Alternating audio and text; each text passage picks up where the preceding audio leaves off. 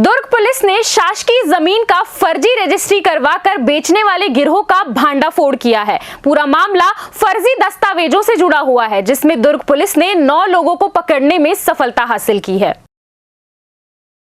पूरे मामले का पर्दाफाश करते हुए दुर्ग एसपी जितेंद्र शुक्ला ने बताया कि आरोपियों ने वैशाली नगर थाना क्षेत्र के बाबादीप सिंह नगर स्थित शासकीय जमीन को फर्जी पावर ऑफ अटर्नी बनाकर व्यक्ति का फर्जी ड्राइविंग लाइसेंस और फर्जी गवाहों को खड़ा करके फर्जी ऋण पुस्तिका और फर्जी नायब तहसीलदार का सील मोहर बनवाकर जमीन बेच दिया था। जिसके बाद जब दूसरा व्यक्ति उक्त जमीन में दूसरों के द्वारा बाउंड्री वॉल उठाते हुए देखा, उसके बाद पतासाजी करने पर उक्त भूमि शासकीय भूमि होने की जानकारी मिली, जिसकी शिकायत दुर्ग तहसीलदार के पास की गई थी। उसके बाद तहसीलदार द्वारा मामले की जांच करने के बाद तहसीलदार क्षमा यदु के द्वारा एफआईआर दर्ज कराई गई थी। उसके बाद मामले की जांच करने पर पूरे मामले में अब तक 9 लोगों की गिरफ्तारी की गई है, जिसके पास से computer system, colour printer, 3 mobile, Aadhaar card, 2 फर्जी ऋण पुस्तिका को बरामद किया है। वहीं पूरे फर्जीवाड़े के मास्टरमाइंड एम धनराजू और संतोष नाथ फरार हैं।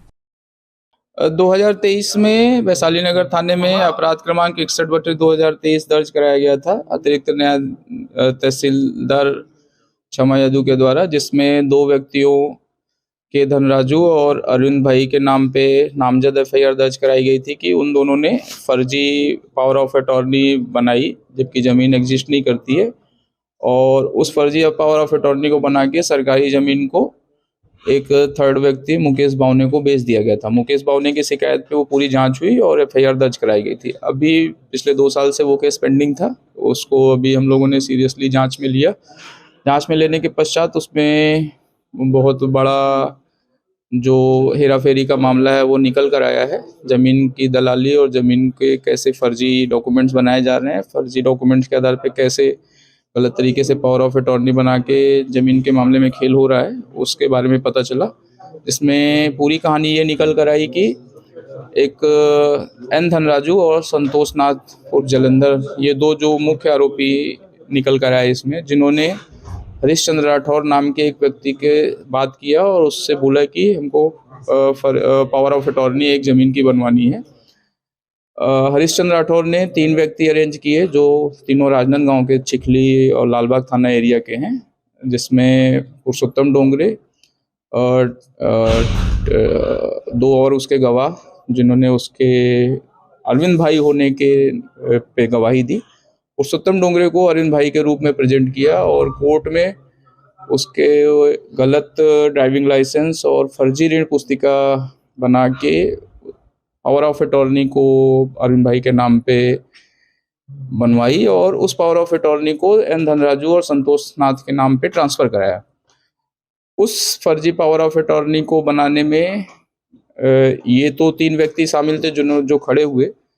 जो फर्जी डॉक्यूमेंट बनाने में शामिल लोग थे, जैसे दीपक मानिकपुरी और संतोष साहू, जो कंप्यूटर सेंटर मालवी रोड पे चलता है, उनके द्वारा फर्जी ड्राइविंग लाइसेंस बनाया गया और उस फर्जी ड्राइविंग लाइसेंस के आधार पे उन्होंने वहाँ पे उसको अरविंद भाई प्रूव करने का प्रयास किया। साथ ही साथ इस केस में हेमंत सोनवानी, टीकाराम महोबे और संजय शर्मा, 3 अन्य लोग और गिरफ्तार किए गए हैं। हेमंत सोनवानी और टीकाराम महोबे का काम था फर्जी ऋण पुस्तिका अरेंज करना और संजय शर्मा का काम था उस फर्जी ऋण पुस्तिका पे सरकारी मुहर जो होती है, जो न्यायालय, नायब तहसीलदार दुर्ग या जिस भी एरिया की मुहर लगती है, उसको करने का काम किया था। तो उन 3 व्यक्तियों को, हेमंत सोनवानी, टीकाराम महोबे और संजय शर्मा को और अरेस्ट किया गया है, जिसमें टीकाराम महोबे पूर्व में भी फर्जी ऋण पुस्तिका प्रस्तुत करके जमानत लेने के 2 अन्य केसेस में अपराध में भी भेजा गया है। और पता चला है कि कल भी रायपुर में उसने एक ऐसे ही फर्जी ऋण पुस्तिका प्रस्तुत करके जमानत लेने का प्रक्रिया अपनाई है। तो अभी तक टोटल 8 आरोपी इस केस में हमने गिरफ्तार किए हैं और 2 आरोपी जो पटवारी जिससे इन लोगों ने ऋण पुस्तिका मंगवाई थी वो, और एक मुख्य आरोपी संतोष नाथ और जलंधर, वो अभी अरेस्ट नहीं हुए हैं, वो आजकल में अरेस्ट हो जाएंगे।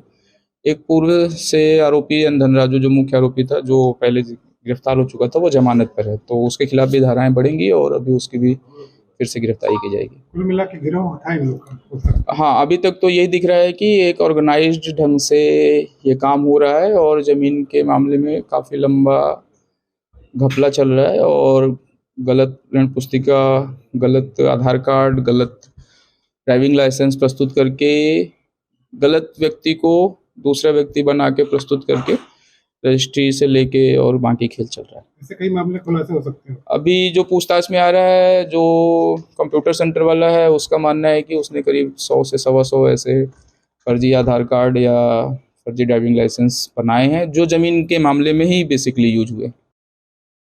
CCN शार्क न्यूज के लिए रवि कुमार की रिपोर्ट।